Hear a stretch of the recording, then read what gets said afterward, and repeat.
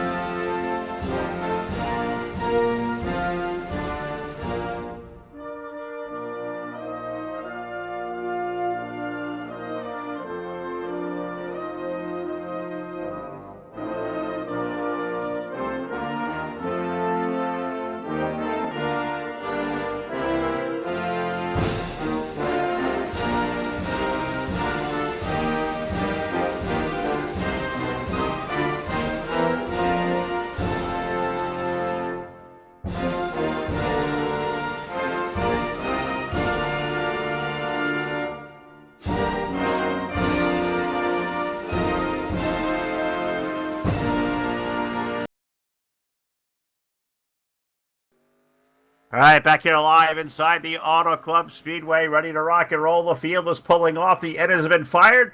Blake, what do you say we take a stab at tonight's starting lineup? It's a great field. Certainly, Phil. Let's go ahead and do it to you real quick as they merge onto the speedway. Caleb Lingle is going to be starting pole position tonight, followed by Keith McLean. Ricky Johnson, he'll be starting in third. Harry Kodian will be restarting in fourth. Steve Grant, he'll take the fifth starting spot. Sixth will be Jason San Diego. Seventh, Gary Morin. Eighth will be the 59 of Duke Sorensen. Ninth will be Clifton Ashley. And then rounding out the top 10 is going to be the 85 of Ryan Bumbelow.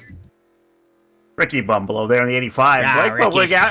It was close. They're harder than his letters. I tell you what, when you don't see him every night. Maverick, it's going to be Chris Rodgers rolling off 11th in the number 23. He can be flanked by Jeff Fugate in the number 9. Brett Carter, the 66. Roger Nebelsick, number 51. Herman Reese is in the 73, with Brendan Spatafora rolling off 16th aboard the 37. The 21 of Steve Rubino rolls off 17th, with Danny Rubino rolling off on the 18th.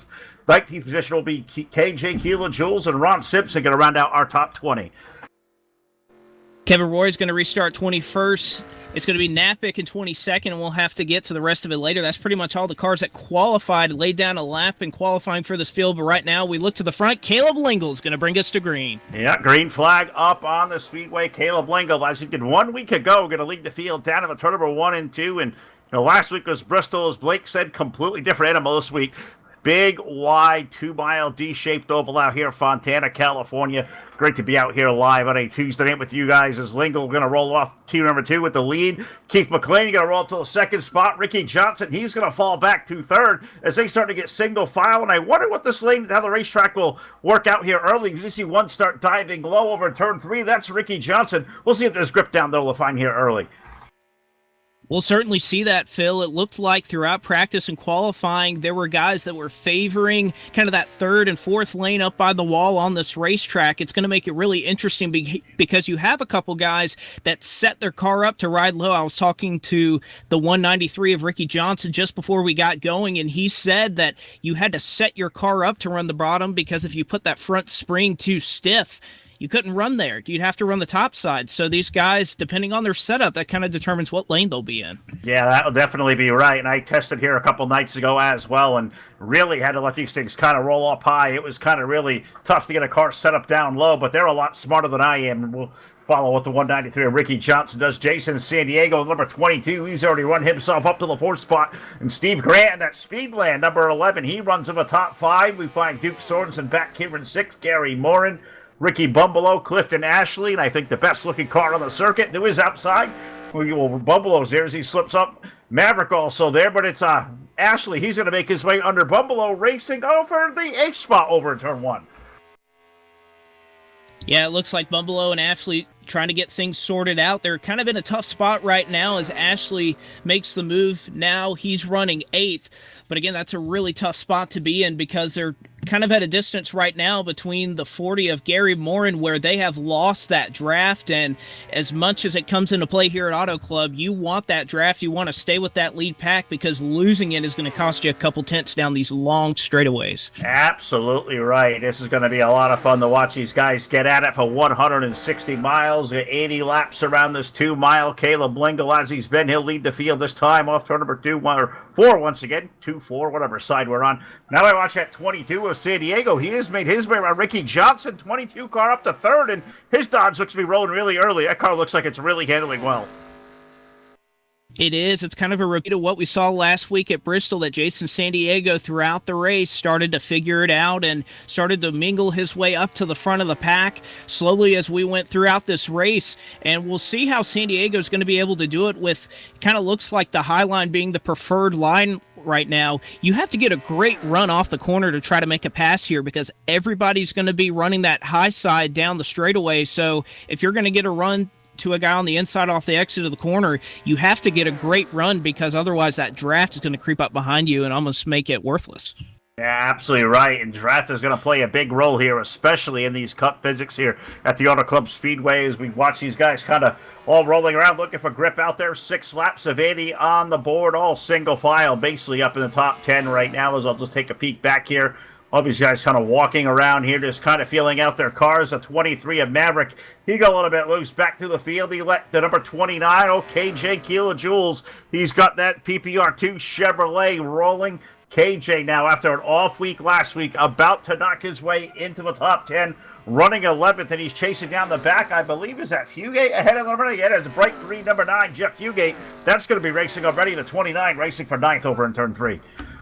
That 29 is going to dive it down to the bottom of the racetrack, but he's going to get a little bit of a run here from Maverick. Again, that momentum on the top side is going to be something that these guys are worth. You can see Maverick. He'll use the draft and pull up close to the 29 right now, although we finally have our first caution flag of the evening here on lap 7. Yeah, sure do. We slow the field down. Yellow on the speedway. Put the pace car out there, and our first Hanover Wrecker Service caution flag of the night finds us on lap number 7, and it looks like I see the 24 of Daniel Dupuis around the Advanced Auto Parts Ford. I believe he may have just went around by himself toward the back of the field, so we'll let Jack get it figured out with a BladeNo.com full velocity instant replay. But what I'm seeing, I think he's going to show off. Looks like a 24, a little tad bit loose, and Dupuis goes around, damage to the back end of the race car, and I think he may have already called it a night, Blake.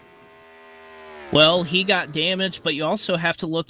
There were basically 2 wrecks that happened right there. Obviously, you had Dupuis in the back of the field, and then you had the 66. It looks like riding in turn 3 of. It looks like Brett Carter, as he was running there on the top side in turns 3 and 4. It looks like he got a little bit loose. The 77 of Kevin Roy gets into the back of him.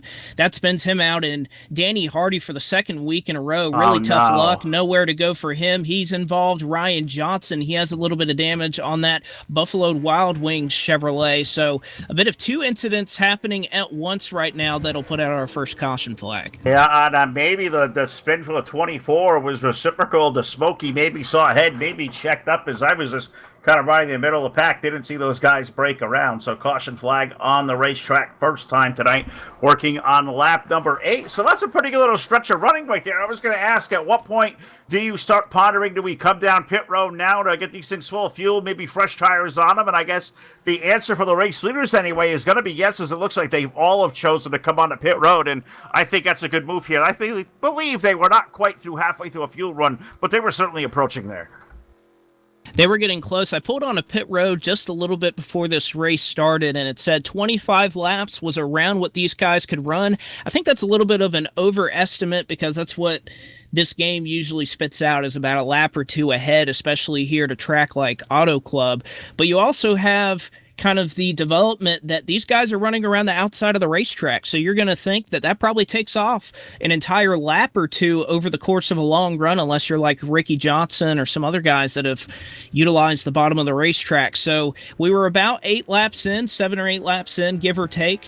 And these guys had fallen off already, the leaders, about half a second from what they were running earlier. So I guess it's fair to say that 4 fresh Goodyear Eagles was the right call here. Yeah, I think it was. So they all make their way back to the racetrack, allows us to take a pause. And I'm going to let Jack play with a couple of buttons down there. I think he's got maybe a little something new to show here this week. How about a word from our buddy Brendan from Full Throttle with the Gent? Hi, I'm Brendan Spadafora, host of Full Throttle with the Gent and driver of the number 37 Two Guns Films Ford Mustang in the Hobo Racing League. You're watching Full Velocity Racing Network here on YouTube, your number one source for esports racing.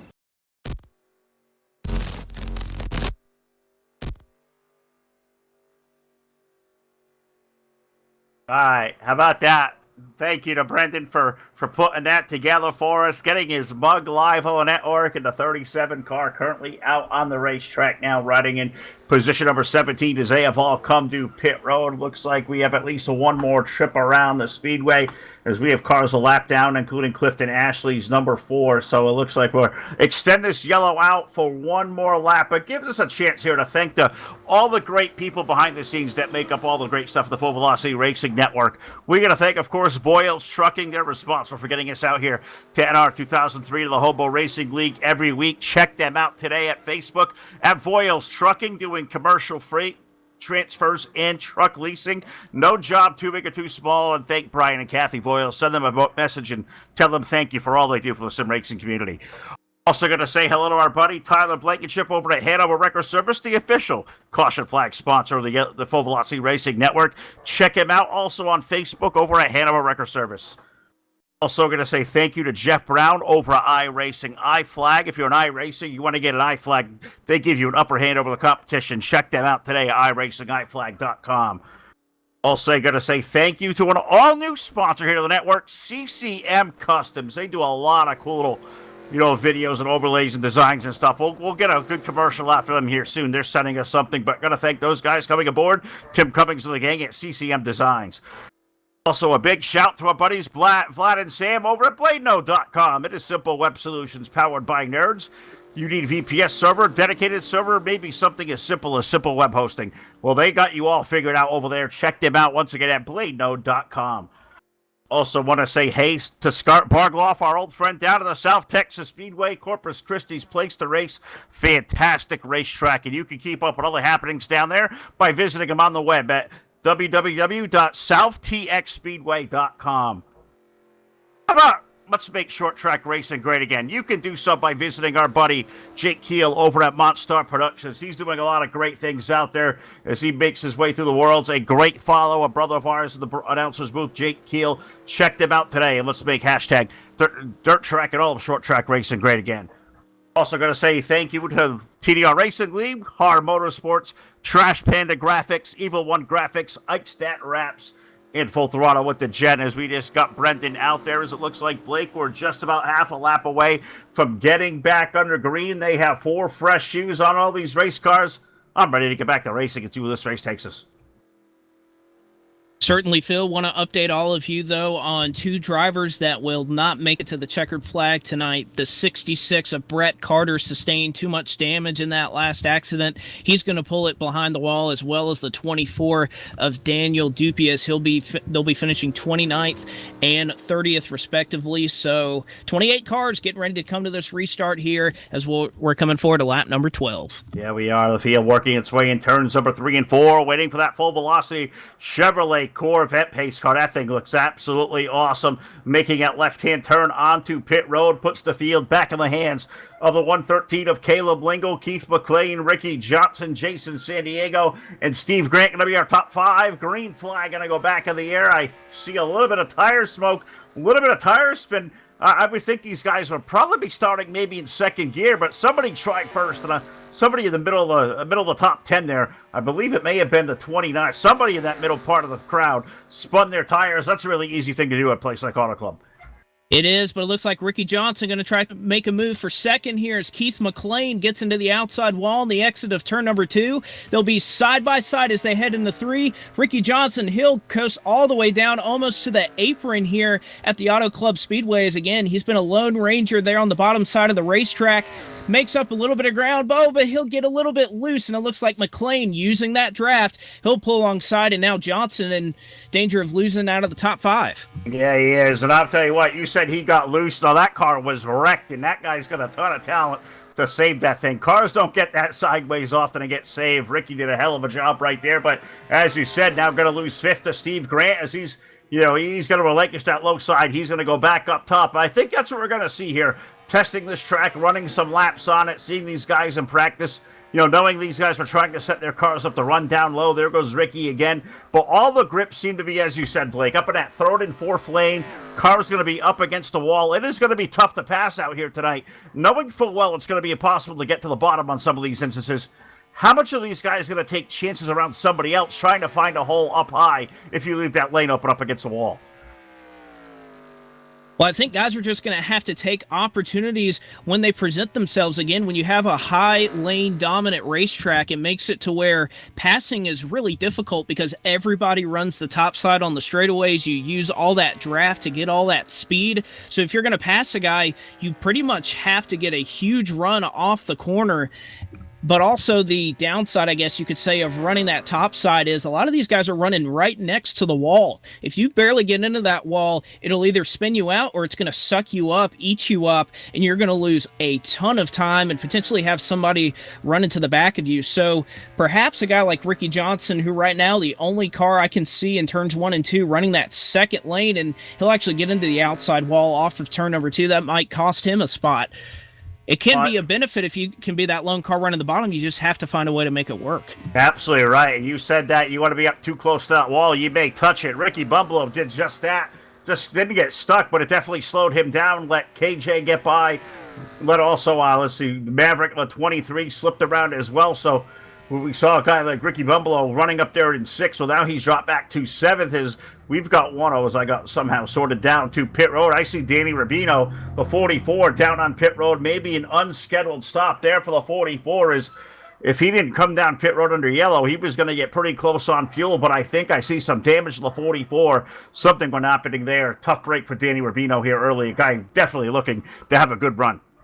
Tough break for the 44. How about a tough break for the 22 as well? He got into the outside wall off of turn number 2. He went all the way from 3rd, and he is now running in the 9th spot. That tells you how dangerous it is to run up next to the wall, I guess, against what we'll call the Kyle Larson line, if you will, I guess. Running right next to that wall, if you barely slip up, that wall is going to eat you up and cost you a lot of time. There's another one into the wall in turns 1 and 2. It's Maverick. Yep, Maverick's up against the wall as well. That's exactly what we were saying. You get too high, you get stuck on that wall. So it almost feels like wall glue, and that's never good. And I think I find it about at least once a week when I'm out there racing as well, with a lot of these guys out there. And yeah, you want to run that risk of getting all that speed up high. You can certainly do that, bump that wall, and it gets you stuck in tough break there. We saw the 22 do it. Now the 23 of Maverick, who was up in the top 10. I think he may have lost a few more than 2 or 3 spots trying to go back there and even find where he ended up. But wall bad, it's risk versus reward. you're going to get really rewarded if you're able to make that line work. But if you run it too high, you can get against the wall, and you may spin out, and somebody may adjust right here, Blake, because we go back now under yellow, second one of the night here on lap number 18. Indeed, Phil. We'll try to look back and see where that caution came from. We're in the midst of a battle for the lead right there between Keith McLean and Caleb Lingle, as McLean was trying to make the bottom side work because Lingle, why would he go to the bottom? He's been the leader and led every single lap so far that we've run under green tonight. So, of course, you'd want him to, or at least he has no reason to leave the top side of the racetrack, but McLean was trying to do something in terms of trying to pass on the bottom, was almost making it work, but again, we'll have to see the cause of this yellow. And I believe it might be, I'm hearing a little bit over the radio that it may have been the 44 of Rubino, who, like you said, made a pit stop earlier, and it looks like he may have brought out another yellow here. Yeah, I'm looking off over in turn number 3. Jack going to give you all a look as well on a BladeNo.com full velocity instant replay. 44 got up in the wall. He goes around. Somebody up ahead of them was even off the wall, but that was where the big stack happened. Oh, a bunch of cars involved, including Blake, you ever see a 4-car tore up before? I think it happens a lot often than I think everybody knows, but Clifton Ashley just went barreling off in there. A bunch of other cars involved. That's a lot of hard hits. A lot of race cars going to have a whole lot more damage, including Danny Rubino, as we said, had just come off pit road. He was definitely having issues there as he got into the outside wall. Maybe something broke on that car.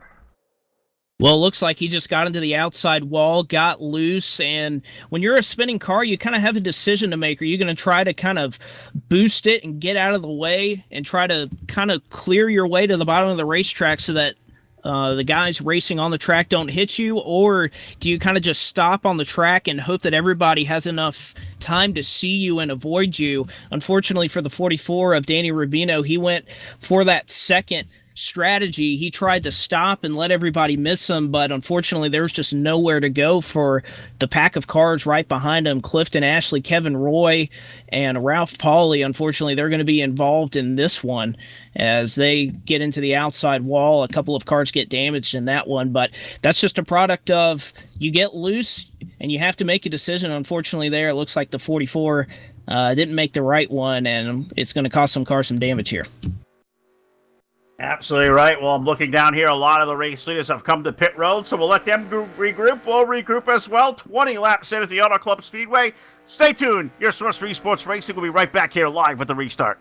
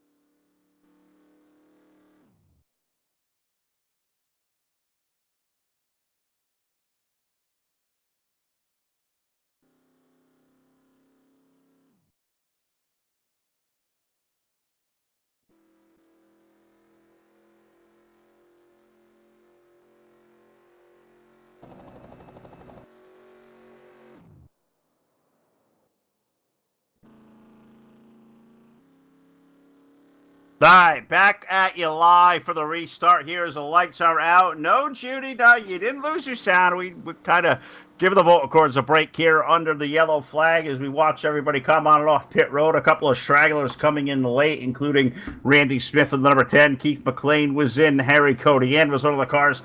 He got a lap let out there. He comes down pit road. We talk about Blake in a long season.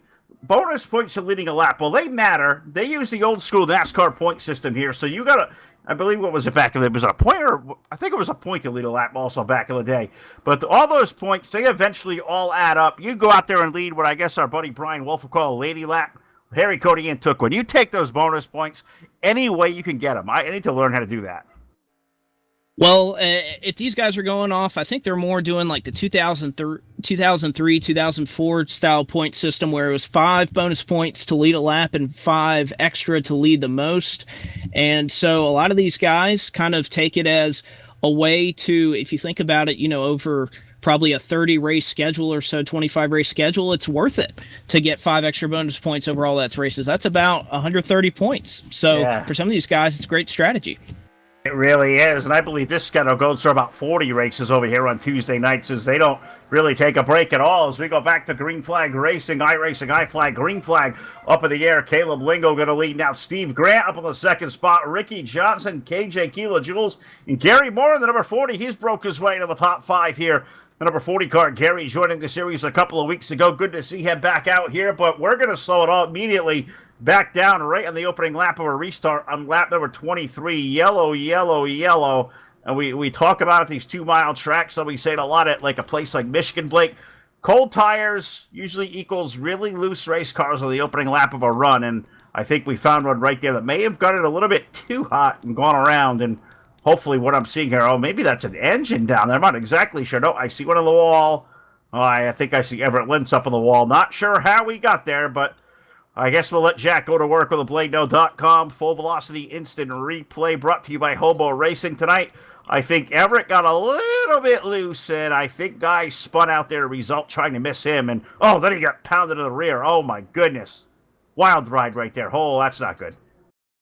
Yeah, it looks like what you were talking about here at Michigan or here at Auto Club. You get a lot of time to pace under these yellow flags. That cools down your tires, and with how loose these guys have it usually in an open setup, that means you're really hanging onto it the first couple of corners. It looks like Lentz, he hasn't gathered up. He's okay, but then there's just nowhere for a guy that was just running second and Keith McLean to go. He runs right into the back of him, probably does it in for both of those race cars, and man, that's tough luck because that 28 Haviline Ford was really booking early on in this race, but unfortunately he's going to pull it off the track, and that's going to be the end of the night for him. Yeah, it certainly is. Him and Everett Lentz, both cars just completely destroyed. They're going to be all done for the night and a tough break. I also saw the 37 of Spadafora. I think he took a little trip down through the grass, so it looks like the lucky dog will be the 4 car of Clifton Ashley. He gets really lucky on that one as we go back under yellow. The third time now on lap number 25. So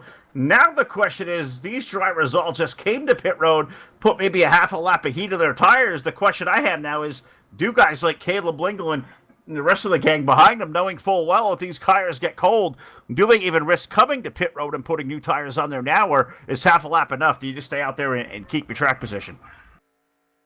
I think for now, you probably keep your track position if you're in the top 10 or so. If you're probably, let's say, 12th on back, I say it's a good idea to come down pit road, maybe even top off on the final pace lap here under yellow, because again, Auto Club, a big racetrack, it's typically a track that, like Michigan, sometimes you have fuel strategy come into play. You never know if we go green from here to the end, what could happen in terms of fuel mileage. These guys can go about 23 laps or so, and we're on lap 25 of 80 right now. So if I could do my math, about 55, 56 laps to go in this thing. So perhaps if you're some of these guys, you can come down pit road, pit twice, and then maybe for your last pit stop, take half a can or 1 can, something like that, anything to gain a little bit of time.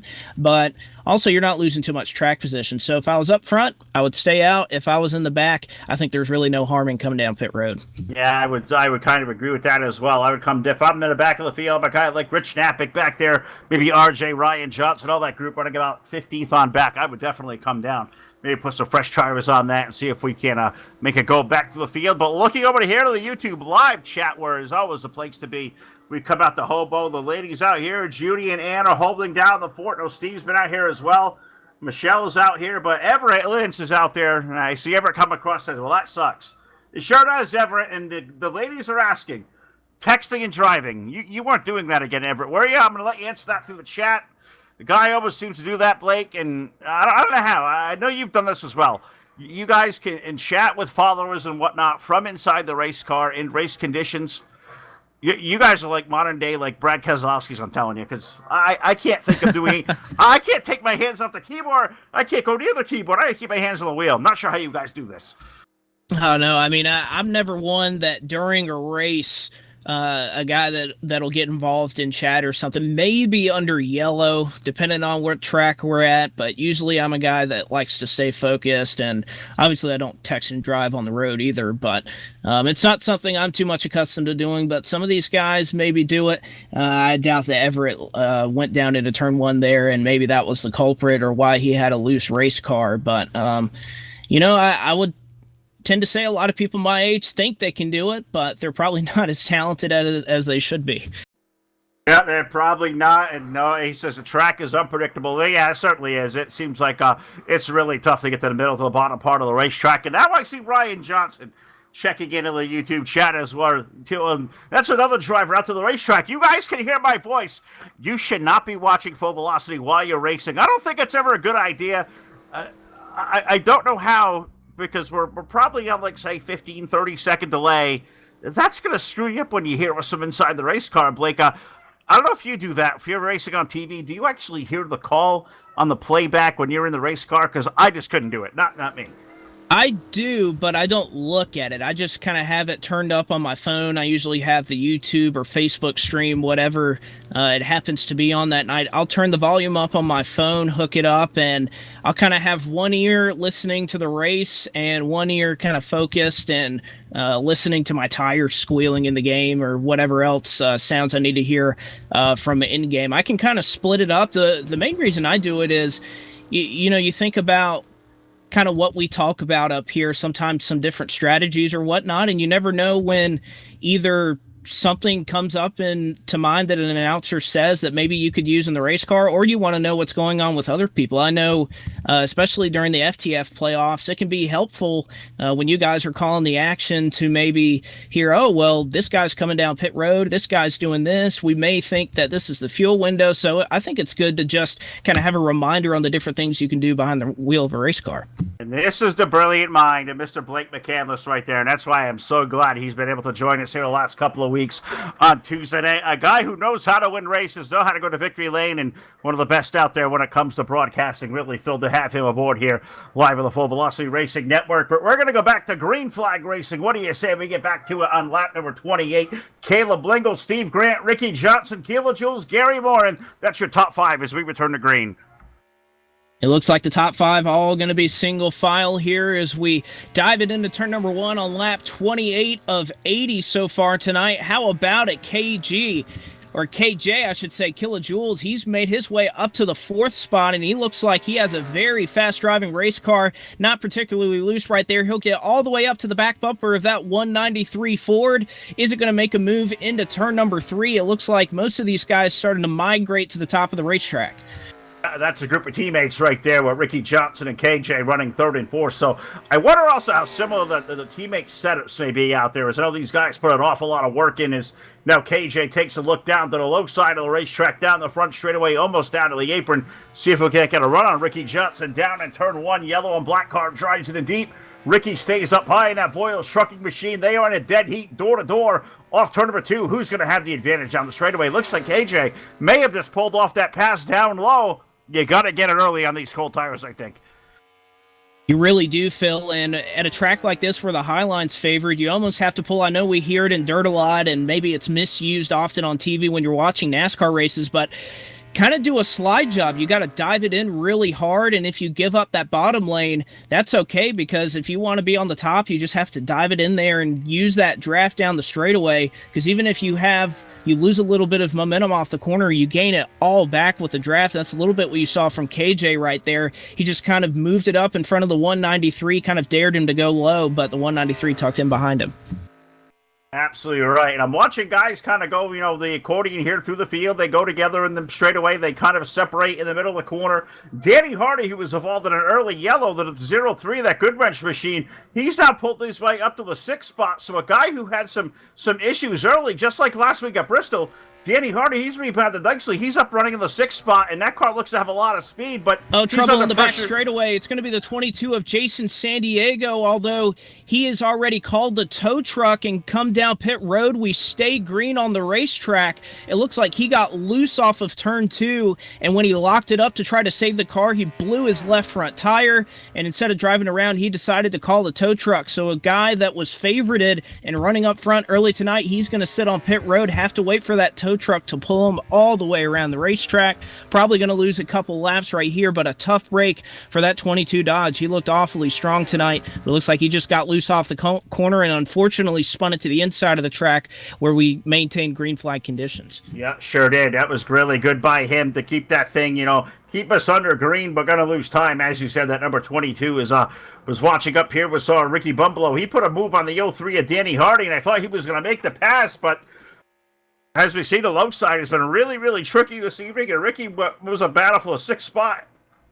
Has dropped back to, he's running 8th, so he only lost 2 spots, and this shows how tricky that low side is. You look off into the corner here, Blake, they are all nestled right up against the wall, all single file. I think that this shows what we're seeing out there. This racetrack is really tough tonight, and what they're saying out there in chat, guys like Everett and Ryan, it's really unpredictable as well. It is unpredictable, and it's hard for some of these guys because you got to think, this is a league that likes to kind of favor some of the more original, older, or game original tracks, you could call it, here on this service. So usually all the grip is the same all the way around the racetrack, but when you run a different track, like one of these updated ones, and the grips kind of change, it kind of throws these guys off a little bit because a lot of these guys have probably used the same setup for an Auto Club California track for years, but then you change the track around and it really just kind of throws a wrench in things. It really does. And you see how these guys approach the racetrack. And KJ, he's been consistent. He's been running down to the bottom lane of the racetrack, and he has made some time down there. He's brought Gary Morton around with him. They made their way around the 193 of Ricky Johnson, but KJ's had a good run once again off turn number 2 using the bottom, and it looks like he just about pulled off the pass on Steve Grant as they continue side by side, race for second down off into turn 3. Well, I think KJ had it right. If you're going to go to the bottom, you really need to go all the way down to that apron because, if you're going to cut it short, you might as well cut it short all the way, right? But you can see KJ very, very loose after running on the bottom for a little bit, as it looks like Gary Moore, and he's going to try to get a run here down the straightaway. He'll check up a little bit as they go into 1. These guys, all in the top 5, running pretty close to one another, but I think as we get into about, let's say, lap 10 of this run, you're going to really see who has a long run piece, and right now it looks like these top 4, they have it figured out. They really do, and I was looking back to 5th place Ricky Johnson. He once again made a little off the wall off turn number 2, really slowed the race car down. He falls back into the clutches of the 55 of Duke Sorensen. Duke having a really good one here tonight. 55 Chevrolet Flagro machine really doing a good job. Good to see Duke running well as he pulled to the back of the 93. Rick able to keep that momentum up in the race car. What in the world happened to the 03 of Danny Hardy? All of a sudden I look down and he's running 22nd, 1 lap down. I wonder if there was a strategy call there for the 03 camper. If something has happened to the race car, I'll have to go back and check on what happened on that one. Actually, it looks like it's a little bit of damage, and he may have just called it a night as he went up into turns 3 and 4. It looks like he lost an awful lot of speed, but I also think he had a little bit of damage, and after that, he was just going to call it a night. So the 03 has pulled off the racetrack, and looks like he is going to call it a night right now. I don't see him out there. He's 2 laps down, and I don't think he's coming back on the racetrack. So that's another car that's bitten the dust tonight. Yeah, unfortunately, that's a good one. Danny Hardy behind the walls. We're talking about the Hardy family. I believe it was Hessy's birthday today. Old HB Hardy out there. Want to say happy birthday to HB. Hope all is well. Hopefully, you see him back on the racetrack with us again soon. Know it's been really busy out there in the Hardy household and the Hardy family, as they always are. But hope they're all doing well as we look back to it. We've had a change for the third spot. Gary Moore has found his way around KJ, the old Bud Light machine on the move. Gary Moore up to the third position. They're off turn number 4. That 40 car is strong, but KJ has the thought to pull that thing back down to the low side. But I'm really impressed. Gary Moore in these first couple of weeks out, we've seen him. Really, really good competitive car, that 40 machine.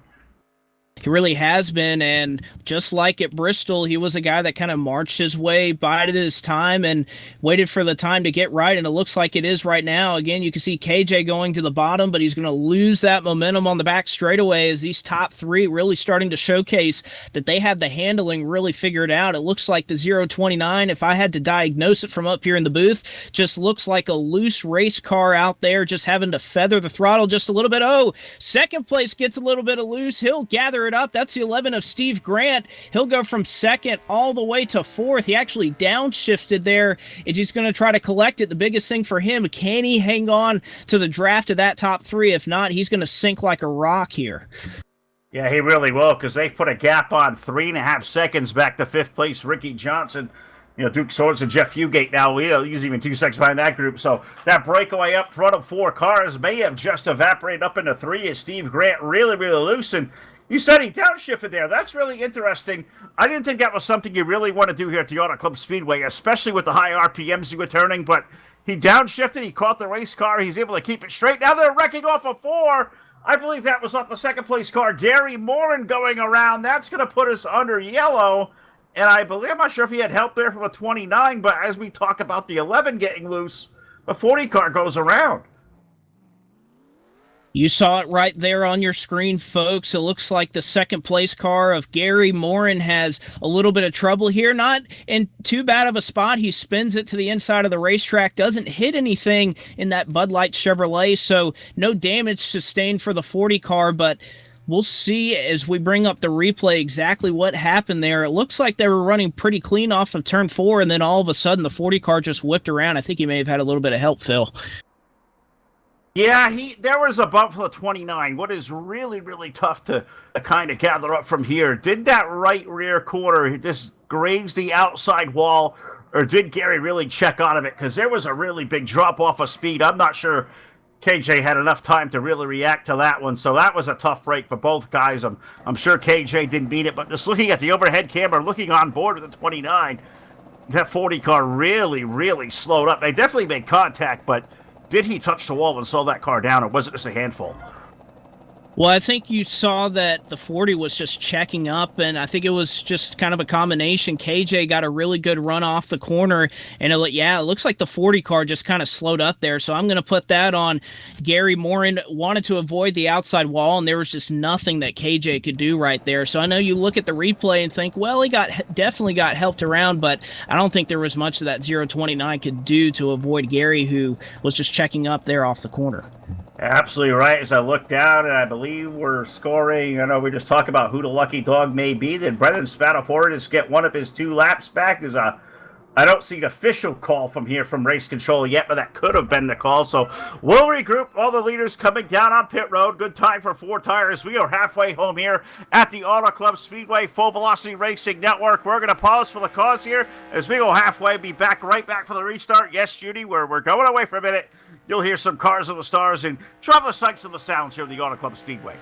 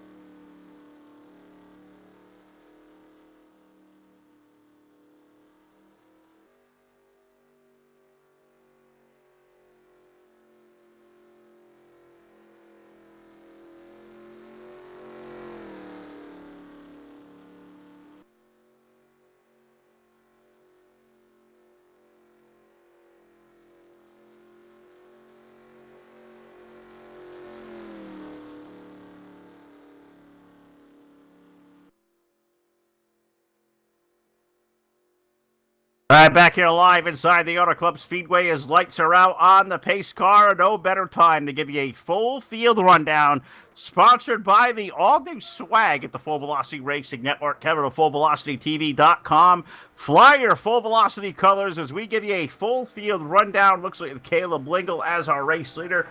Kayla Jules, Steve Grant, Duke Sorensen, Ricky Johnson, your top 5. Jeff Fugate currently running in 6th. Steve Rubino 7th. Herman Reese is 8th. Rich Napick in 9th. And Blake Harry Codian running at our top 10. Roger Nebelsickle is 11th, Ricky Bumbalo in 12th, Ron Simpson 13th, Kevin Roy 14th, Ralph Pauly 15th, Gary Moore and Hill rebound into the 16th spot, Maverick is 17th, Rayleigh, the 112, is going to be 18th, Ryan Johnson 19th, and Randy Smith will round out the top 20. Pushrod, Bob Becker, 21st. He's going to be the final car on the lead lap. Brendan Spadafora is 22nd. He's 2 laps down. 3 laps down, we find the likes of Danny Rubino in the 44. Jason San Diego's number 22. Danny Hardy, he's behind the wall. He will finish up 25th. Clifton Ashley, Everett Lynch, Keith McLean, and Brett Carter and Daniel Dupuis made up our 30-car field tonight. We have, 6 cars out of the race, so we have 25 left on the lead lap. And Blake, we're past halfway, 44 laps in. We go back to green flag racing. We go back to green. Caleb Lingle will maintain the lead, although he had a little bit of trouble there. He makes contact with the outside wall. Not a whole lot of damage there on the 113. Nothing that he can't run away from, but it allows the 029 KJ Kilojoules get a little bit of run off of turn number 4. We'll see if he'll try to make a run to the bottom side of the racetrack. He'll pull right up on the bumper of that 113 Ford. Is he going to make the move? He thinks better of it for now, and he'll just stay in line there as they work into turns 1 and 2. Yes, he does. Staying in line. I thought he may take that shot to the low side. Caleb hasn't really felt any pressure for the lead all night long. KJ going to follow to stay right in the tire track. Steve Grant running in 3rd. His Pontiac making a little bit of contact with the outside wall off turn number 2. That may allow Duke Sorensen's number 59 having a hell of a night running in their 4th. Ricky Johnson back into the top 5 of the 193. And look at Jeff Fugate, that bright green sun drop number 9. Fugate up in the 6th spot, and so far looks like his car is good. But look at KJ going back to the bottom. This time he has the runoff into turn 1. He'll peek the nose down there. He'll dive it all the way to the 2nd lane here at the Auto Club Speedway. They're side by side. It looks like Caleb Lingle will have the advantage off the corner. Again, that high side, just too much doing right now. And unfortunately for KJ, does not have any draft directly behind him.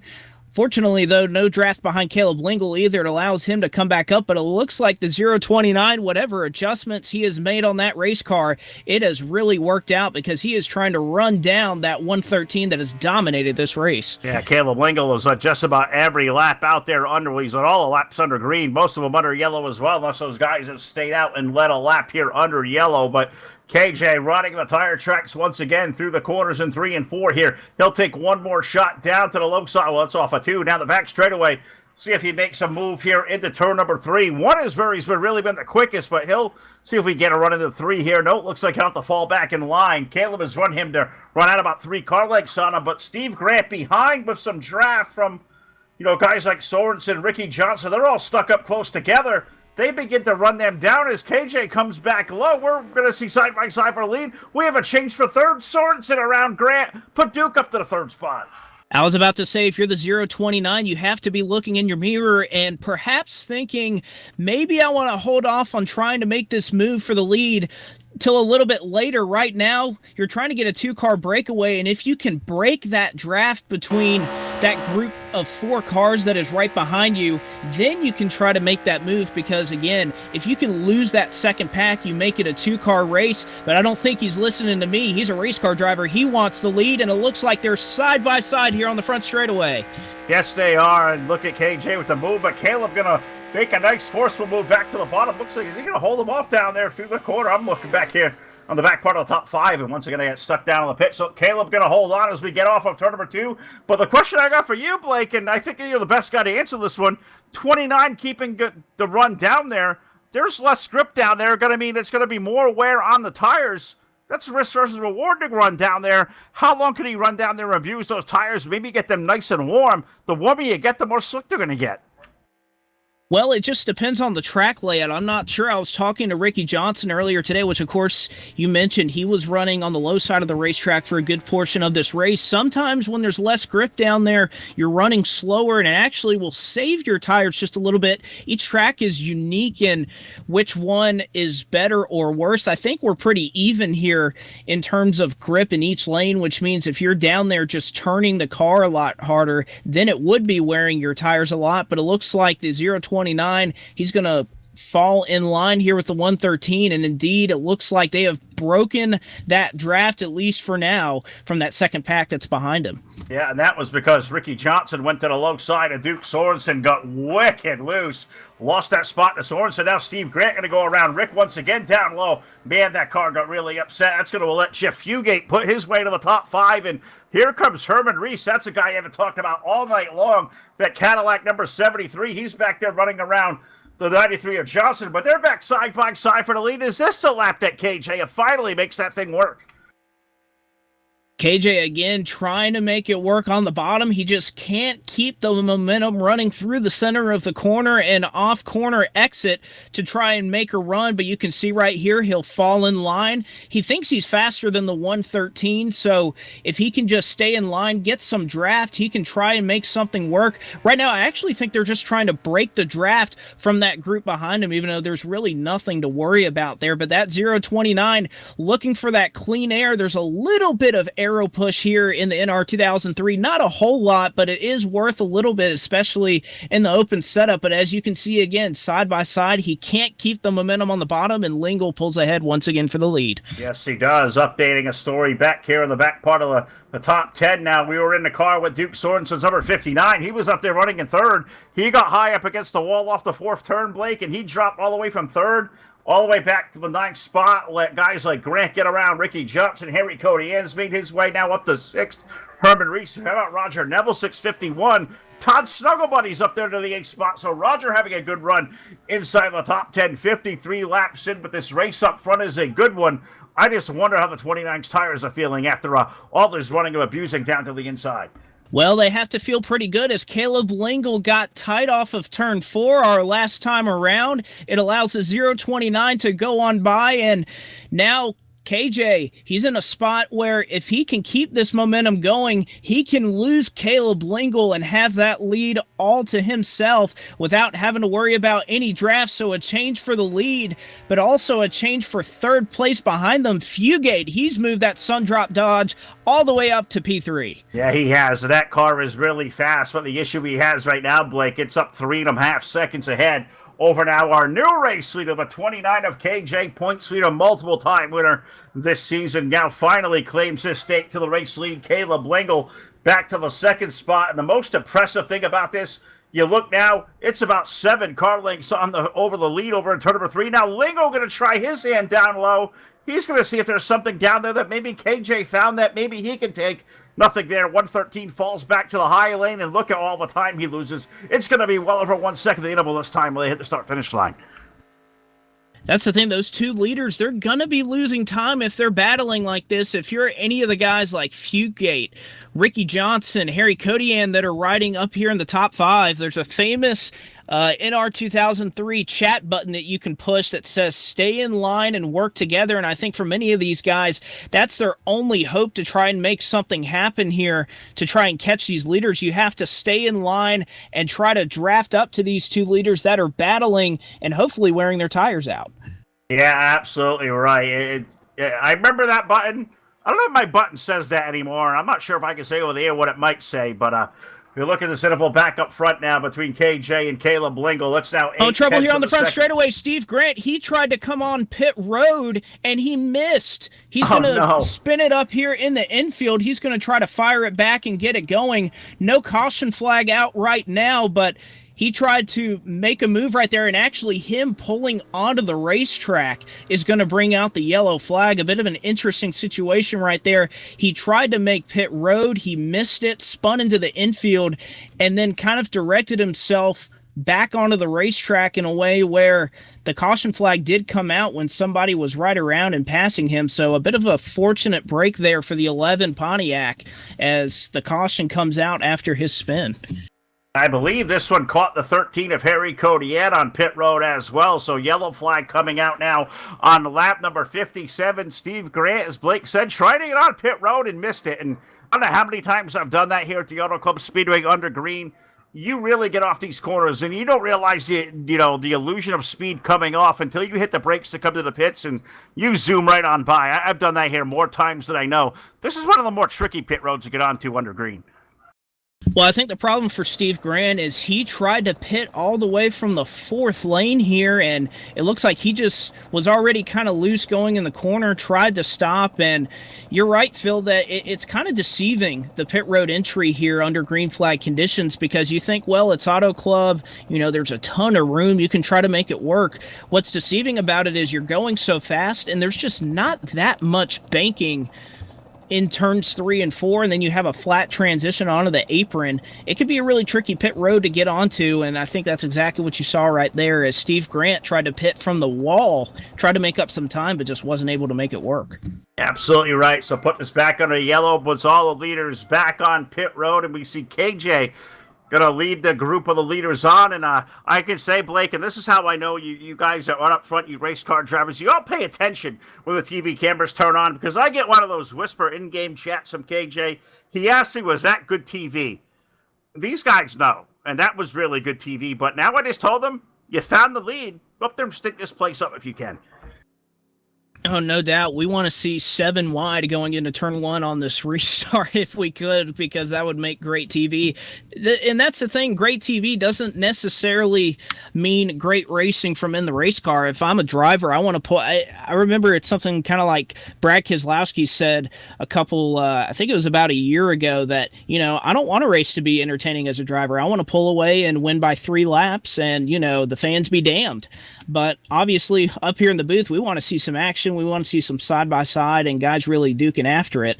And fortunately, we're getting a little bit of that right now. However, as these guys come onto pit road and exit, this is right around the fuel window here to make it on a green flag run. So I bet you can anticipate a lot of these guys are going to be pushing that clutch pedal under this yellow flag.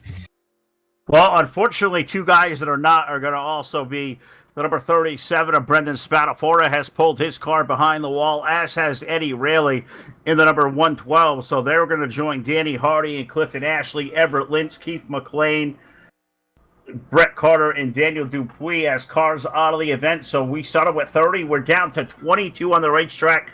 20 of them now onto the lead lap, or 19 or 20 of them are on the lead lap. As Blake said, it's going to be very interesting. We're inside the fuel window now, I think. Clutching is going to be the way to land. We're going to hope to see a green flag run here, Blake. But, man, I look out there and I see Steve Grant has reclaimed the lead after that spin. You got to think he's going to come down pit road there. I don't think he came in quite yet. KJ now is going to have second. It looks like he'll recycle back at the lead over Caleb Lingle, Ricky Johnson, Jeff Fugate, Roger Nebelsick. How about Rogers, number 51? A guy who always follows us. I know he sends me a text every now and again. A guy who loves watching us on TV. Well, that Skillet Victorious machine, maybe he's got a chance to have a legendary finish out here this evening.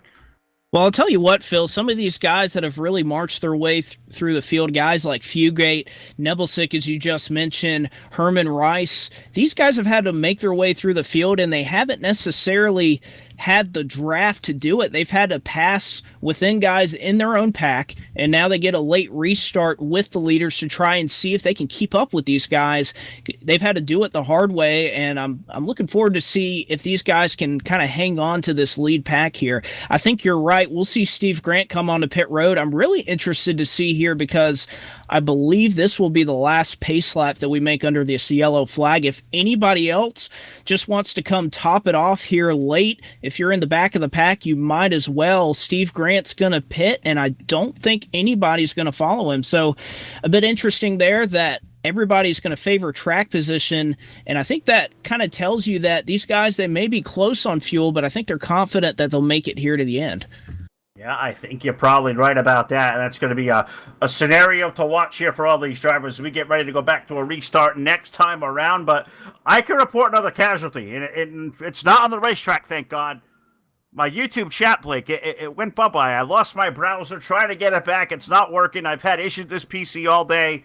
So y'all out there watching on YouTube and Facebook, I'd love to communicate with you, but I guess I'll have to leave to Blake to do because I've had a loss up here. The browser, it's completely gone, just gone. See, that's why you got to get it up on the phone. I got the race on the That's computer dead and the too. YouTube going on the iPhone, so it makes it a little bit easier to kind of follow both without having to alt tab or anything like that. I don't have multiple monitors. I'm not, a Joe Allen up here to where I can just Oh have three man. different monitors and the best computer out there. I'm doing all this on a laptop, so don't necessarily have the hardware to, I guess, compete with those guys. Yeah. Todd's got a couple of monitors as well. I think he's using two, but I know he's had up to like 3 or 4. I'm not. I think Jack's got 2 down there. You need 2 to do what those guys do for sure. I mean, Now, I got 2 here myself, but sometimes like last night when I'll tell you a funny story here, Blake. I was doing a show last night in iRacing. You've been iRacing before. Well, we got into the server, 45 drivers, a lot of people I didn't know, and the worst thing in the world happened. They were all out there in game with nicknames. And that was the biggest. I don't even know what to tell you. I was having fun with it, but I didn't know who was who a lot of the night. It was a lot of fun. Thankfully, we don't have nicknames out here tonight. Mostly, we know these guys well. We know we got back some green flag racing. 20 laps to go. Kilojoule's going to lead us back into turn 1. KJ won the race off of pit road, so we get to see what he does in clean air. We'll see if these guys can hang on to it with these loose tires. KJ's not going to be able to. He has to lock them up to save it. Fugate's going to pound him in the back. Caution flag is out, and it looks like KJ on those cold tires. He's going to get another tag here from Pushrod. Oh, he's hit again from the 6-car. Mayhem here as KJ finally gets the lead after battling all night long, and unfortunately, it's going to come to a devastating end here at the Auto Club Speedway as there is a lot of damage on that 029 Chevrolet. The caution flag is out once again.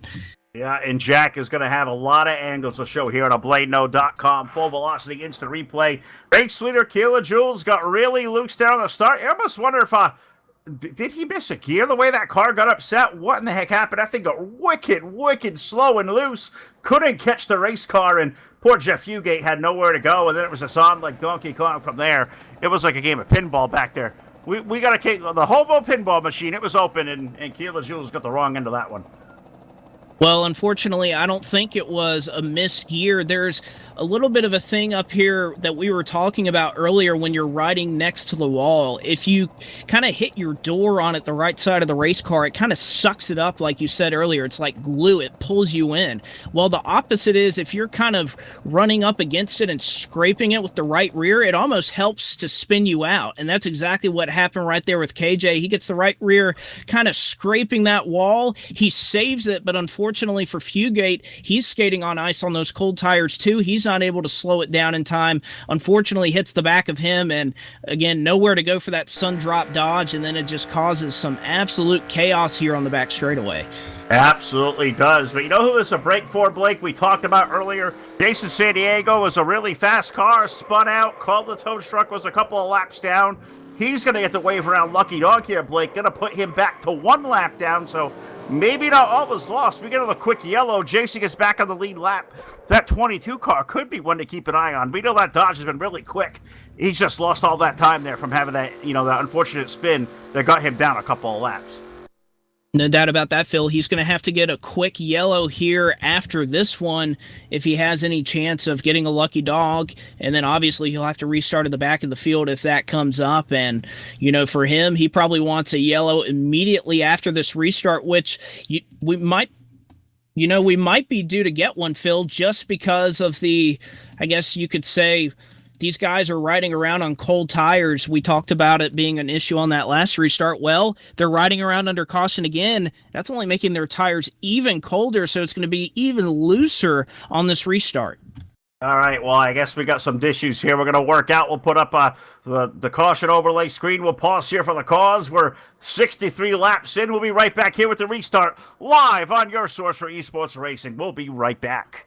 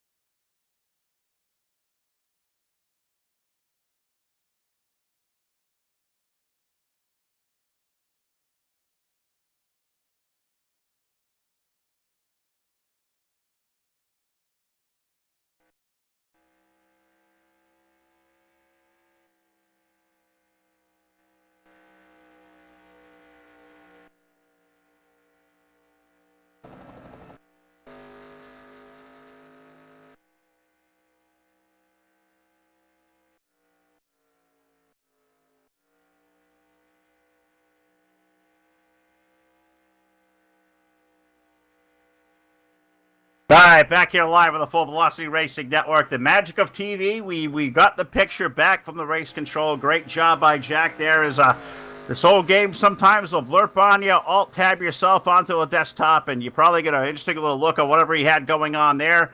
Blake, I think we've all been there a time or two where the game just kind of crashes out to your desktop on you. There's nothing you can do. I think you even had this happen to you maybe even a couple of nights ago over at TDR, I believe. So kind of a helpless feeling. And unfortunate part when it happens here live with the broadcaster, everybody out there watching can usually see exactly what is going on out there.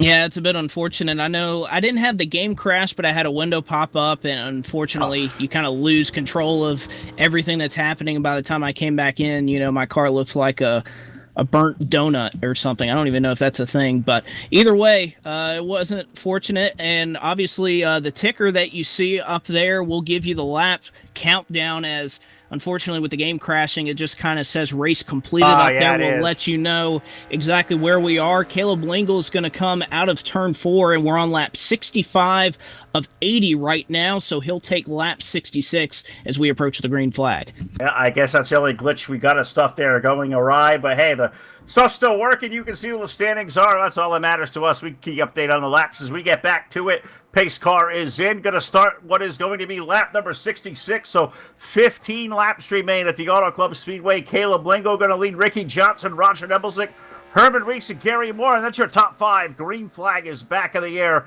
and let's see what these guys now with a little bit colder tires can do. We know fuel probably an issue now. Let's see how these guys approach this as they hit turn 1.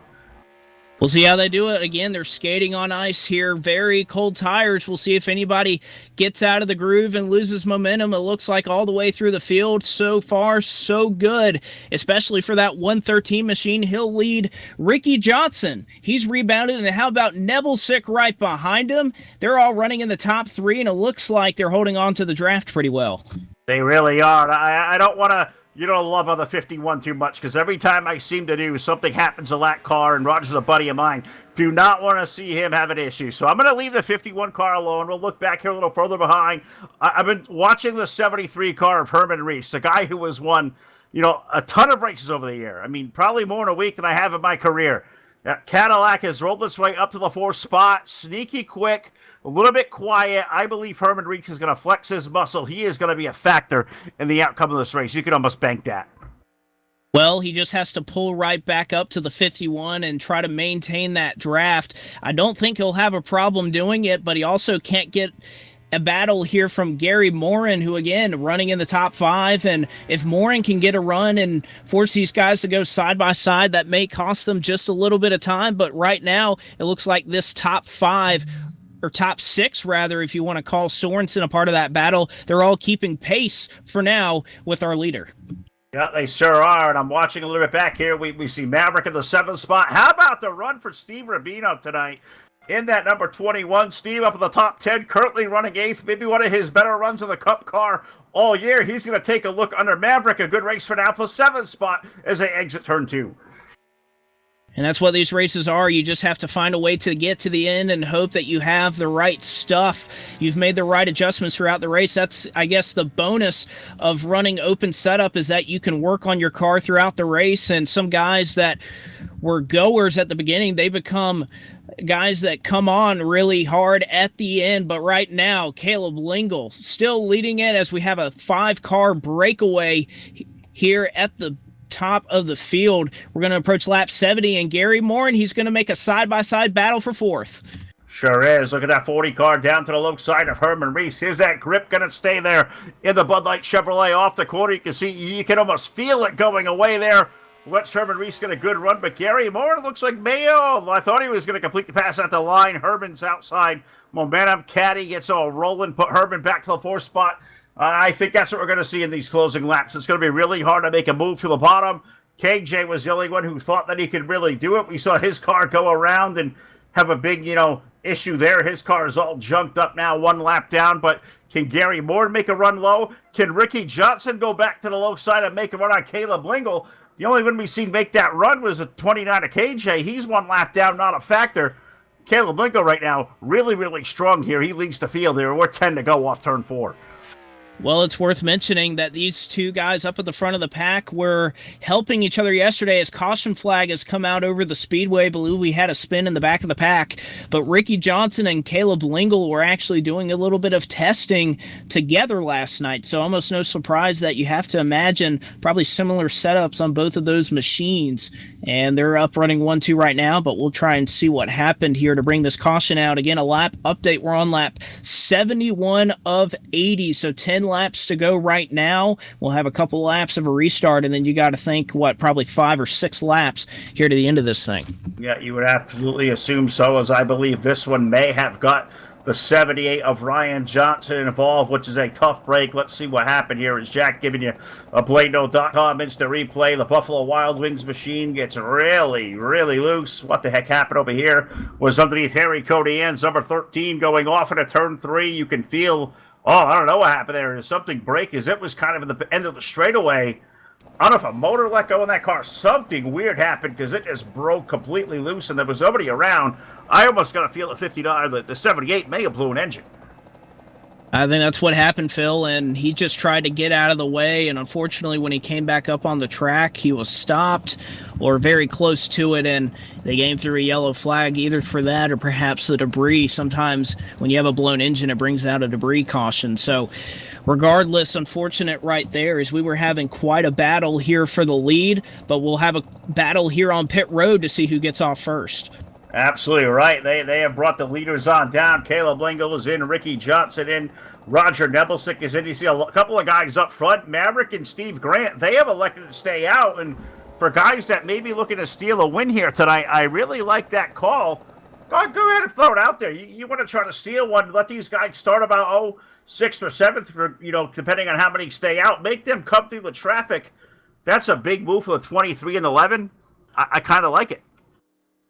Well, there's a couple cars out front. Don't know if they're going to come down pit road or not, but also on pit road, you have strategy come into play as well, as Gary Morin and the 59 of Sorensen each took 2 right side tires. They elected not to take 4. They'll take 2. They'll get track position. And again, I really like this call, not only because you get the track position, but you have to think that because of the NR 2003 limitations, I guess you could say, or just these guys running in a traditional sense, these guys do not run past the checkered flag. If a caution comes out with 3 or 4 to go, that's about it. So some smart decisions by these guys as they'll try to get some things going here. Absolutely right. I love the call. I think that's a way to do it. You got to go out there and do something maybe they're not doing. And Gary Moore in the first off of pit road, taking 2, but he is going to restart about 5th when this thing gets back to green. I'm looking down on pit road, Blake, and I see the 22 crew at the service their car. A break for Jason San Diego. Going to get the wave around Lucky Dog. He's running 18th. Jason San Diego, a very fast Dodge. He is going back to the lead lap. Can he be a player in these closing laps with 4 fresh tires and a really good race car? We'll just have to see how clean these guys can get off of pit road, and whether these guys will have the track position and also the time. These guys that took 4 tires, they don't need an early caution. They need this thing to run green to the end because of how important tires are. You really want all these laps to play out if you're a guy like Ricky Johnson or Caleb Lingle that elected to take 4 tires as well as a good majority of this field. The only thing you worry about is some of these guys up front that are probably going to stay out, have some damage, and haven't necessarily been the fastest cars tonight. You have to hope that they avoid slipping up or getting loose or any of those things because that limits the amount of time you have to try and go catch up back to this field. Absolutely right. As we prepare for a restart here live at the Auto Club Speedway, 73 laps on the board. So with all intents and purposes here, I think I don't know if it's safe to say it could be the final restart upcoming, but going to be pretty close here as it looks like we're getting 3 to 4 laps of yellow. So we're hitting 74 where I believe lights are going to go out this time around. So we're going to restart about 75. I would think this could be the final restart of the night. And I once again going to harp on it. I love the call at these top 4. Jeff Fugate had a good car early, got involved in that wreck. At this rate, there was nothing to lose by restarting 4th with some cold tires and fast drivers behind him. But I love the play of these top 4. a quick yellow flag. You may see a guy like Maverick. He may have a solo race here at the Auto Club Speedway, and that's cool. I hope this works out for those guys. It's going to be very interesting to see what happens here as we're half a lap away from a restart. And we'll go ahead and recap it for you here really quick. Maverick, Steve Grant, Ralph Pauly, Fugate, all stayed out. They're your top four. Gary Morin in fifth, elected to take 2 tires as well as the 59 of Sorensen in sixth. Ricky Johnson, Caleb Lingle, Herman Rice, and the 51 of Nebelsick round out your top 10. They're all on 4 fresh Goodyear Eagles, as well as the majority of this field, all the way back to 17th, that are on the lead lap here. So you have none? Lap 74 of 80 will be run under caution. We'll come to lap 75 right now, and a caution might just be the end of this race. So Phil, this might be the final restart here for Maverick. Let's lock it, cock it, rock it, and restock it. Oh, I love it. Love it here as we prepare for a restart. I apologize for no engine sound. It's one of the casualties here that happened when we had the game reboot on us here. But Maverick, Steve Grant, Ralph Pauly, Jeff Fugate, Gary Morin, gonna be your top 5. iRacing Guy flag, green flag goes in the air. We begin lap number 75. I'm going to take a ride back here with these guys on fresh tires and see what they may be able to do. Gary Morin wasting no time. He's around Fugate. He's around Pauly. Gary Morin up to third and may look for more. He's under Grant, running for second off of turn 2. Well, Morin's getting a bit of a challenge here from Ricky Johnson. They're going to be 3 wide. How about call it 4 wide here off the exit of turn number 2. Ricky Johnson on the bottom side, Morin on the top. Fugate's going to look up high, and now Caleb Lingle will dive it down to the bottom side as Maverick. He's all alone up there in the lead. Fugate, he's stuck in the outside wall, but it's a battle for second. A little bit of trouble behind him, but they keep it clean. There's more trouble behind. Fugate is around. The yellow is on the speedway, and this could be a race back to the checkered flag off of turn number 3 and 4. I believe Maverick may have already taken the yellow. That may have been the call that may have stolen a win for that number 23 car. It's too soon to tell, but yellow is on the speedway. He is going to pick the pace car up in the back chute, and it was Jeff Fugate who went around that at number 9, got stuck on the wall. That wall glue, as we said. I think it may have caught Steve Grant in it as well, but yellow on the speedway, and I believe, Blake, that's going to be the last of the green flag we may see out here tonight. Maybe not, but I think we're pretty close to borderlining on it. Well, for those of you out there that aren't as familiar with NR 2003, we'll go ahead and lay it out here for you. A couple of laps are usually run under caution, and then if you have cars that are still listed as a lap down, it will increase the amount of laps that you run under yellow by 1. We're either done here and Maverick has won this thing. You can imagine that the driver, that John Deere Chevrolet, that's what he's rooting for right now, is that this race stays under the yellow flag. However, I think there's a possibility that we might get the 1 to go with 2 laps to go, and so we would have a 1-lap shootout to decide it all here. We'll just have to wait and see if the pace car laps are going to go out as we approach lap 79. We're on 77 of 80 right now, and again, we just don't know whether the race is already completed or if we're going to get any more green flag racing in here. I think we're going to get 1 to go. I'm really feeling that's going to go out there. I really do. I think we're going to have at least 1 more trip around, and then I think we're going to see the pace car lights go out. But we'll recap. We saw that last restart, Blake. We saw Maverick stay out, Steve Grant, Jeff Fugate, Ralph Pauly. We'll update all 4 of those. Maverick, of course, he leads, but the 61 of Pauly, he's now back there 16th. We saw Fugate around. We saw Grant involved in the wreck. So those guys who stayed out, 3 or 4 didn't pay off. It may work in Maverick's favor unless we get a 1-lap shootout. If we get one there, he is in trouble. Those guys making the moves on the restart they just did, that was exciting. But the way we were 4 wide down to the 3, something had to give. Unfortunately, it was the right side of Jeff Fugate's car in the wall when that slowed it back down. But, man, that was exciting. Yes, it was, Phil, and I'm really impressed there by the 113 of Caleb Lingle and Ricky Johnson. I think if we do go green, that it's going to be Ricky Johnson that's in the catbird seat. He's going to be able to restart on the front row, and I think you just saw right there how important 4 tires were to how quick you could get your race car everybody directly behind Maverick has 4 tires. The 193, the 113, the 51, the 73 all have 4 tires. And then you get back to Gary Morin in second, who's on 2 fresh tires. We're on lap 78 now. And this is going to be the moment of truth when we come back around this time. If the lights go out on the pace car, we're going to have a 1-lap shootout to decide it all. And I think we're going to get it, Phil. And if we do, I just think you have to look at Ricky Johnson restarting on the front row with fresh tires, and he's going to be a favorite to win this thing.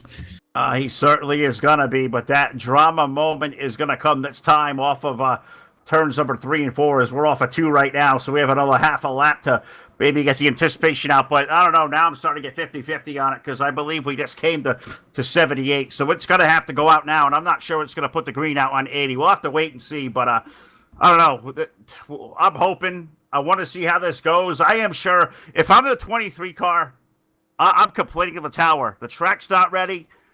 It might be raining. I'm going to throw a water bottle out there. I'm doing something. 23 does not want to see a green flag. I will almost guarantee that. No. I mean, he was able to get away on that last restart as he had a little bit of cushion, if you will, because a couple of guys stayed out right behind him. But if we have a 1-lap restart here, he really has nowhere to hide because all those guys on those 4 fresh tires are directly behind him. But Phil, we're coming off of turn 4, and I guess we're just going to get the moment of truth right here. Coming to lap 79, we'll have to look directly at that pace car and see if they're kind enough to turn the lights out for us. Thumbs up or thumbs down. Here comes that moment of truth to the hit start finish line. What is it going to be? Lights go out. We are going to get a 1-lap shootout to settle it here tonight at the Auto Club Speedway. No overtime. The best we're going to do is a 1-lap shootout. Maverick, Ricky Johnson, Caleb Lingle, Roger Nebelsick, Herman Reese going to be the top 5. 6th is Gary Morin. Duke Sorensen's for 7th. Kevin Roy 8th. Ricky Bumble 9th. And it is Ron Simpson up in the top 10. I'm going to say that now because we're going to recap that 1 lap from now. I'm going to imagine the top 10 is not going to look exactly the way it does now. These guys are about to get after it. This is going to be exciting. Well, they are, Phil, and one thing that I think a lot of these guys that also have these 4 tires have the advantage of, again, we have to remind everybody out there, open setup. What does that mean when you have a short run to the end? That all these guys that came down pit road, they tape that thing up really well. So you have to think that's another thing that the 23 John Deere Chevrolet is going to have to overcome, is a lot of these guys taped up the grill. That's going to help their speed here for a 1-lap shootout. So we'll just have to see what happens. They're helped by the fact it's single file, but we'll just have to see if Ricky Johnson can make a move into turn number 1. Well, I guess we're about to wait and see here and find out because we're in 3 and 4. We're about to go to it, and I'm going to take the quick guess. I'm going to bet all of Todd's life savings on it, which, you know, he's not here, so I can do, and we'll figure it out later. I'm wishing on a star of 23 will win. I don't think he's gonna, but we're about to find out. Pace car is in. Maverick waiting for that green flag to unfurl. It is up in the air. 1 lap to settle it. We're back to green here as we head off toward turn 1. It looks like Ricky Johnson, he got a heck of a restart. Is he going to go low or go high? He'll move down to the bottom side of the racetrack. Caleb Lingle is right behind him. Ricky Johnson making the bottom work. He's going to take the lead, but the 113 of Lingle's going to have the momentum off of 2. Caleb Lingle makes a little contact with the wall. Ricky throws a block. Lingle down to the inside. A drag race down into turn number 3. Is Lingle going to drive it in deep to the bottom? Is it going to stick? The time he can do it is on cold tires. He walks up the hill. Caleb Lingle, he's going to lead the field off of 4. Checkered flag up in the air. And it looks like Caleb Lingle, Ricky Johnson, one more shot. Drag race to the line. Who is going to win it? Ricky Johnson taking down the win. 0.047 seconds. One of the closest finishes we have ever had here on the network. Ricky Johnson, he takes down the win. And I don't know where you can duplicate that, Blake. You're not going to find a better finish than that NR anytime. What a move right there by Ricky Johnson. He saw Caleb Lingle get that run on the back straightaway, blocked him a little bit, and then the crossover move worked out as Caleb Lingle tried to chase it up the racetrack, climbed down the hill, but Ricky Johnson kept it pat there on the bottom. That is hard racing. Two guys that'll rub on each other, but race hard, clean and green. A great job by both Caleb Lingle and Ricky Johnson there to give us that finish. Nebelsick is going to round it out in third, Gary Morin in fourth, and then although Maverick, he restarted first, you still can't be too mad. He gets a top 5 finish out of it. No, I think that was a terrific move by Maverick in a top 3, but what a finish there. Ricky Johnson stealing a win from Caleb Lingle as it kind of all went haywire here on my F2. Looks like we've had some issues there, but it's Ricky Johnson going to be our big winner. We'll talk to him and the rest of the top 3 on the Full Velocity Post Race Show, brought to you by BlakeNo.com. Give us all about 30 seconds. We'll be right back here on your source for esports racing.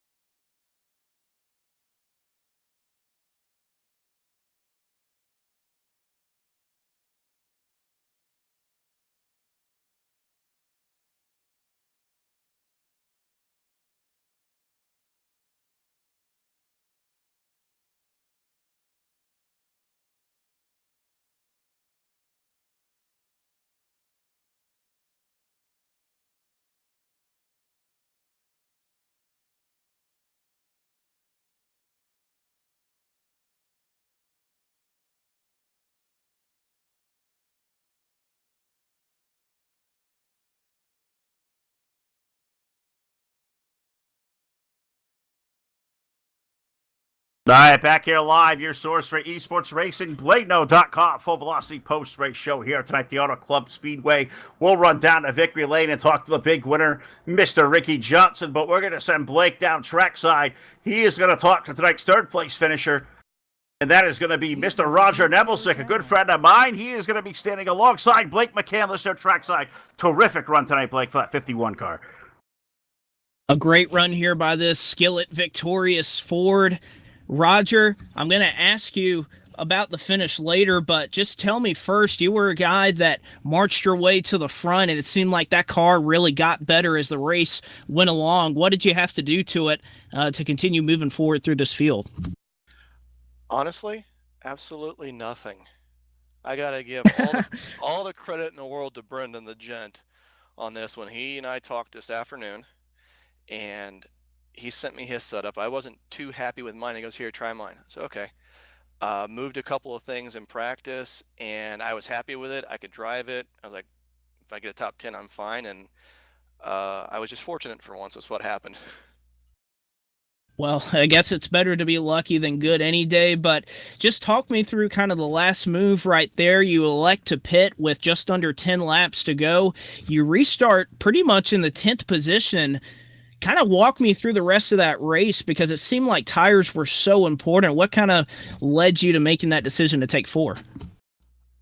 I was going to follow my leaders. I figured everybody was going to pit, but there was some. It looked like they wanted to roll the dice, and I figured, we got 7 or 8 laps left, and that should be enough time to pick off a few spots. And again, I was like, okay, well, top 5 maybe, because I was just thinking about points, because right now, I'm sitting in 20th, and I was just gonna try and have a good night, and the fresh tires and new tires all got spread out in turn 4, and I just picked the right lane and just picked up enough spots basically.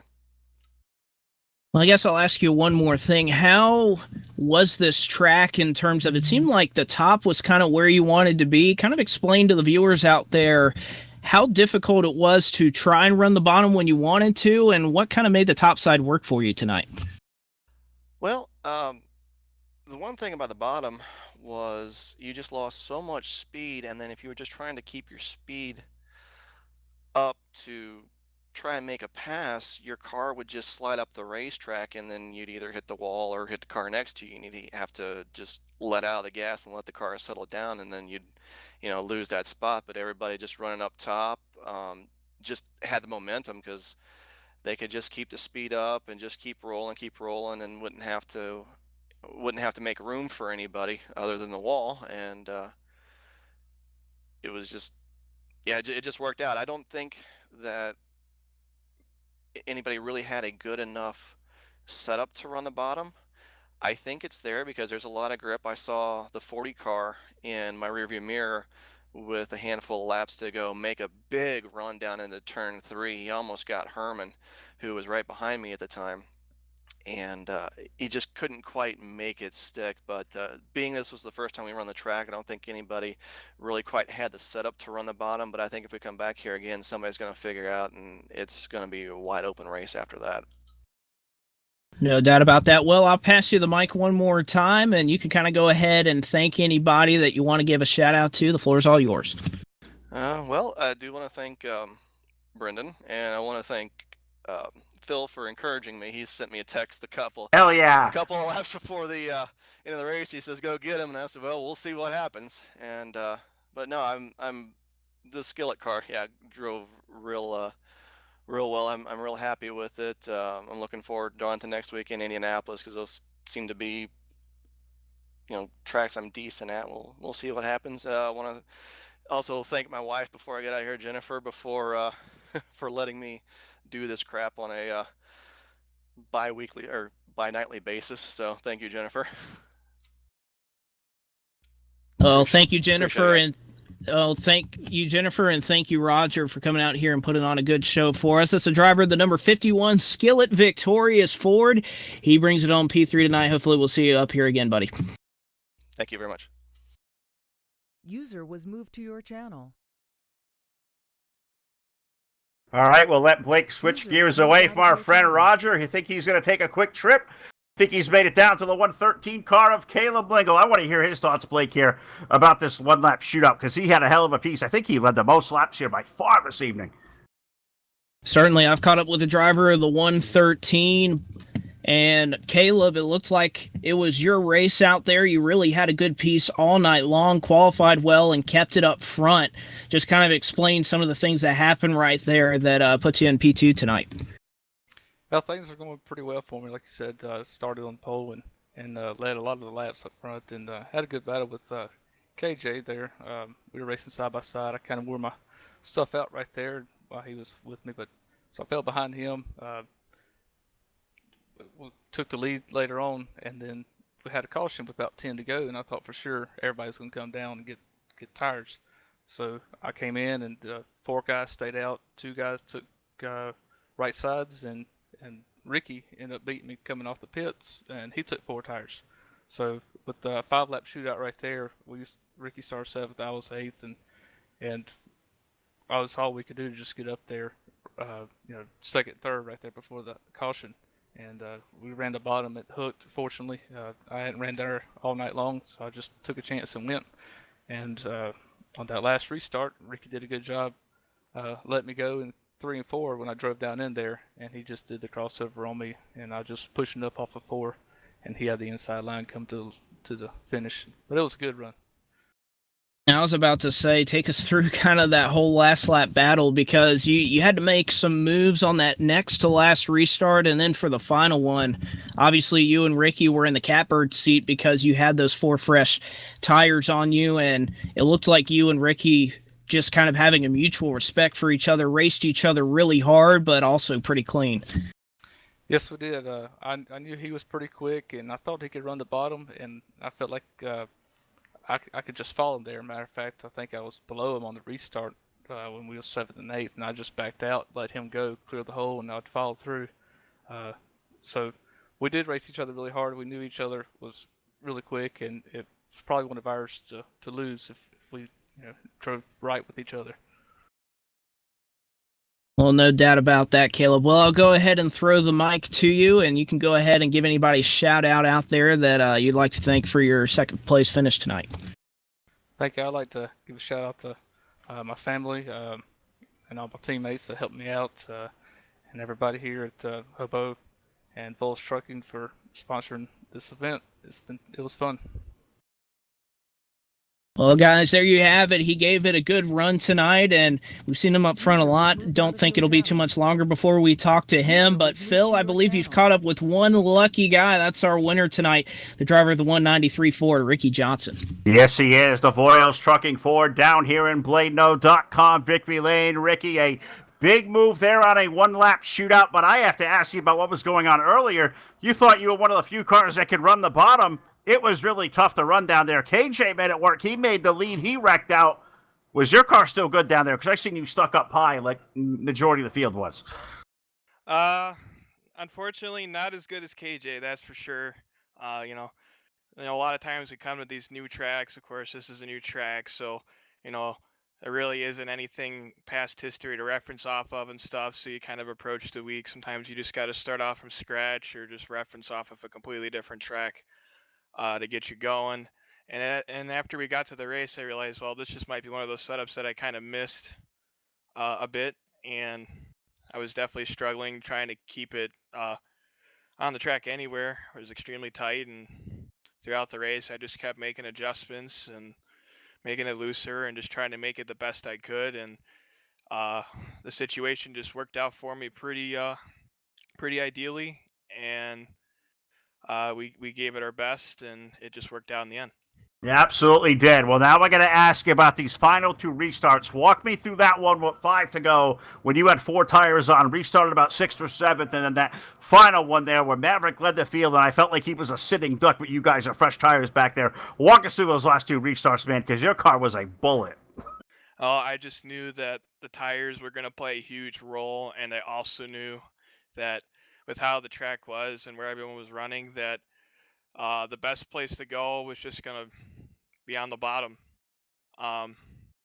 So even though I made the car looser and I taped it up and all that stuff, it was just one of those where it's like, okay, well, it's either going to work or it's not going to work, and I'm going to self-spin off of 2. And, we just rolled it right in there, took it easy, and, let the tires play their factor and just kind of rolled up through there. It was really wild, and it was definitely hard to hold Caleb off because I know he had a really fast car. It was him and KJ were the 2 to beat today. So I just got lucky in that aspect. Absolutely, man. Well, it shows the class acts you guys all are. Was out there helping Caleb yesterday, testing and whatnot. His car was quick. But you sometimes better than lucky than good, my friend. You end up down here on BladeNo.com, Victory Lane. Ricky, congratulations. I'll give you the mic one more time out there tonight. Looks like we're on YouTube and on Twitch. Looks like Facebook was occupied by somebody playing Wreckfest. We'll talk about that, I guess, later. But I'll give you the mic one more time. Thank whoever you like out there watching. Friends, family, and sponsors there, bud. I just want to thank Brian and Kathy Voiles from Voiles Trucking, for putting on this great broadcast race and for all the support they have given throughout the community. It's been a privilege and an honor to be sponsored by them, and I've made some great friends from it. And also all the guys at PPR2 for helping me out with setups and being good teammates. And yeah, can't think of anybody else. Shout out to, I think it's Jillian's wife, Jessica as well. She's great. There you have it. Well, I'll shout out to their wives as well. We thank them for letting all these guys get out there and race, and guys like Ricky who don't have to answer to nobody, but he's a big winner tonight. Congratulations, Ricky. Terrific job. Let's do this again soon, bud. Yep. Thank you guys for putting on the show. All right, you got it out here from BladeNo.com, Ricky John. User was moved out of your channel.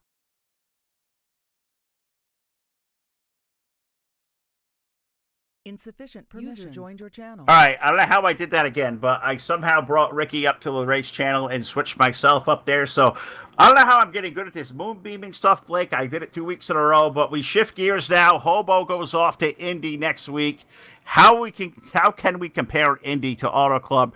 Is there any comparison at all that we may be able to take over to next week?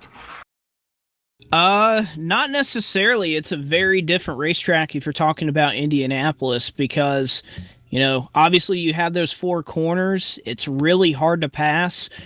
pretty much a one groove racetrack. So that's kind of different than what you saw tonight, where guys could make a move on the bottom, even though the top side was kind of the favorite. A lot of speed, but I think you'll see this field get really spread out, and it'll really come down to a lot of these guys and what setup they have in it that'll kind of determine who's up front there. Absolutely. Looking forward to getting back there next week. Got to thank the gang at Hobo once again, Steve and Danny and all the gang over here. Got to thank Blake for coming back aboard. Really good to have him back in the fold over here in Full Velocity. Got to thank Jack Stewart for all his help. Got to thank Todd Stanton, who's out there destroying something over in Wreckfest. Looks like he's back there running about 17th, so it's pretty normal for Todd not be anywhere near the lead. Got to thank Ron Piles, Martin Karch, and everybody else here back at the Full Velocity Racing Network for our great sponsors, Voiles Trucking, Hanover Wrecker Service, iRacing, iFlag, CCM Designs, BladeNo.com, South Texas Speedway, Muttstar Productions, TDR Racing League, Har Motorsports, Trash Panda Graphics, Evil One Graphics, Eichstadt Wraps, and Brendan Spadafora over at Full Throttle with the Gent. Phil LeCasse going to sign up, but we are back here tomorrow night live on the dirt, Lanier National Speedway, DWR Season 6 finale, 100-lap main event. Be there tomorrow, 9 p.m. Eastern Time, on your source for esports racing. Good night, everybody.